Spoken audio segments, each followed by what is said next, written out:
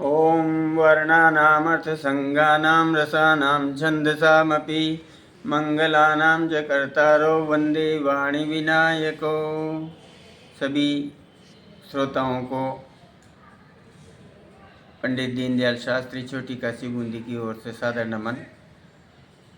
हमारे सनातन धर्म का प्रमुख पर्व मकर संक्रांति 14 जनवरी 2025 मंगलवार को मनाया जाएगा।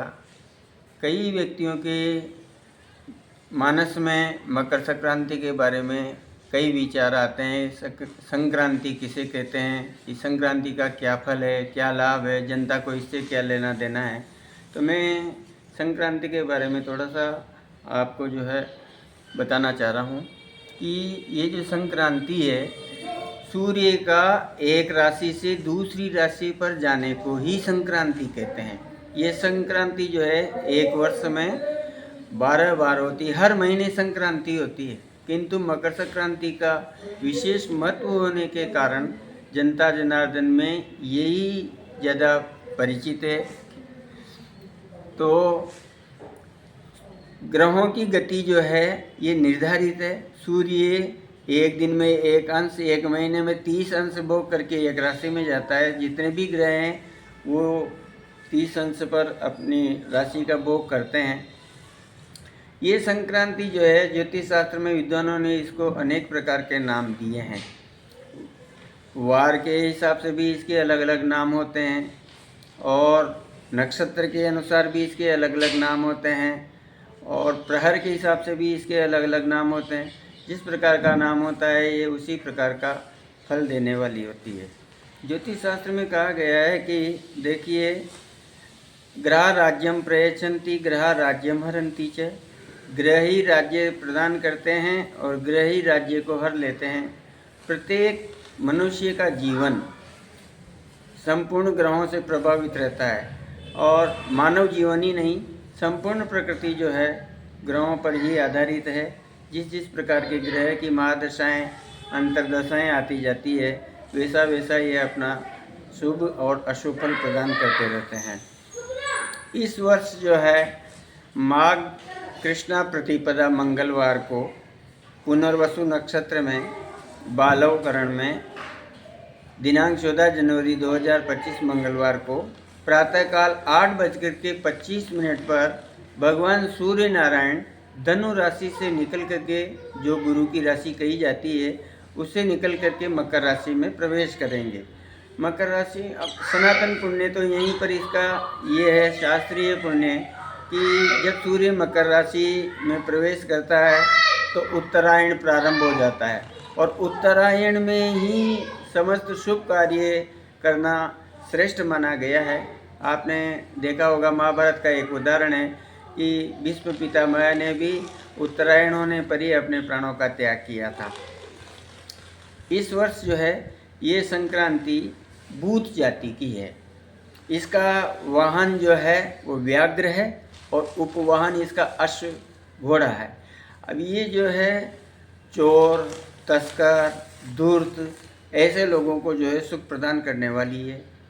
अभी संक्रांति का स्वरूप शास्त्रों में अलग अलग नाम से जो संक्रांति होती है उनका स्वरूप भी अलग अलग ही बताया गया है।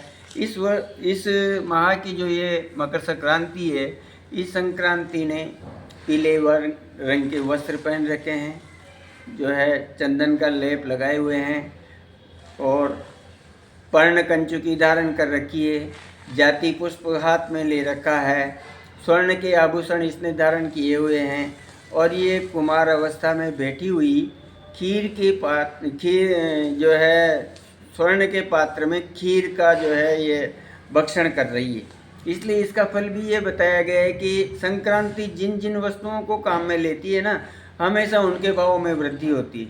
इसलिए इस संक्रांति के जो व्यवसाय में फल बताया गया है, इस वर्ष ये कहा गया है कि जितने भी पीले रंग की वस्तुएं हैं वो उसके भाव में वृद्धि होगी तथा इसके साथ ही पीले पात्र में जो है खीर का भक्षण करने के कारण जो है ये श्वेत वस्तुओं में भी इसके भाव में वृद्धि कारक है। चावल, शक्कर इत्यादि जितने भी श्वेत वस्तु के पदार्थ होते हैं, इनमें भी, इनके भाव में भी वृद्धि कारक है।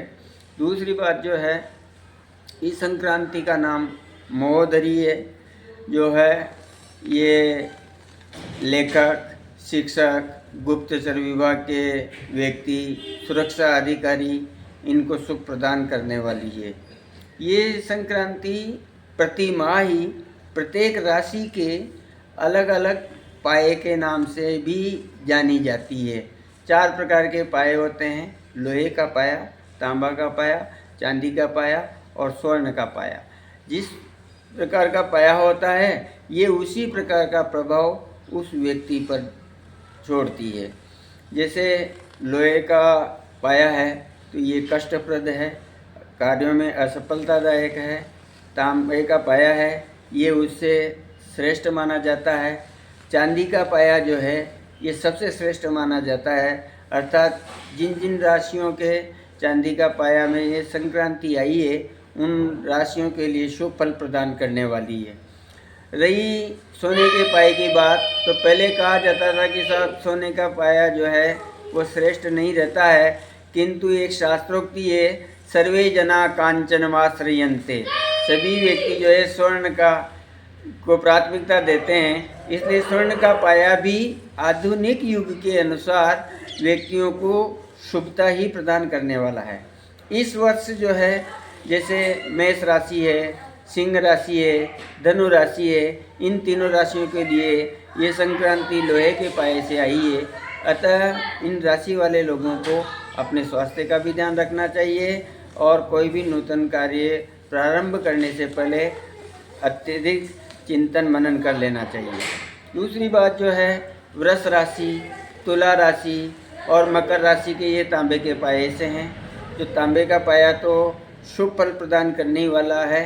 जो भी व्यक्ति ने मन में कोई कार्य के लिए विचार कर रखा हो, उन कार्यों में पूर्ण सफलता प्राप्ति के योग हैं। और मिथुन, वृश्चिक और मीन, इन राशि वालों के लिए ये संक्रांति चांदी के पाए से हैं, जो सबसे श्रेष्ठ कही जाती है।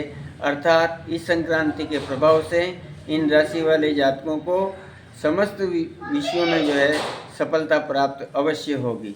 और कर्क राशि, कन्या राशि और कुंभ राशि वालों के लिए ये संक्रांति सोने के पाए से हैं, जो मध्यम फलदायक है। माना तो शुभ ही गया है इसको, लेकिन जो है सामान्य श्रेणी के जो कार्य होंगे, उन कार्यों में इनको सफलता प्राप्त होगी। तो ये है संक्रांति के विषय में। यदि किसी व्यक्ति के संक्रांति अशुभ आती है, अर्थात लोहे के पाए से आती है, तो उस संक्रांति का दोष दूर करने के लिए ब्राह्मणों को तांबे के पात्र में गुड़ और तिल्ली और चावल भर करके दान दें। गौ को हरा चारा जो है, पक्षियों को दाना डालें, तीर्थों में स्नान करें और साधु और संतों को दान पुण्य प्रदान करें। ये संक्रांति का महाफल बताया गया है।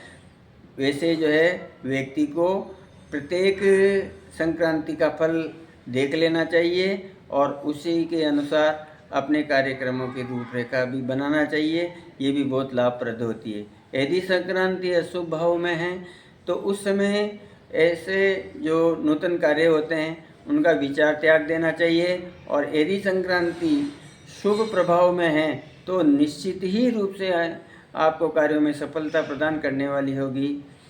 और इसी प्रकार जो है व्यक्ति ज्योतिष शास्त्र के द्वारा विभिन्न प्रकार के जो है अपने प्रश्नों का समाधान कर सकते हैं और लाभ प्राप्त कर सकते हैं। जयतु भारतम, जयतु संस्कृत।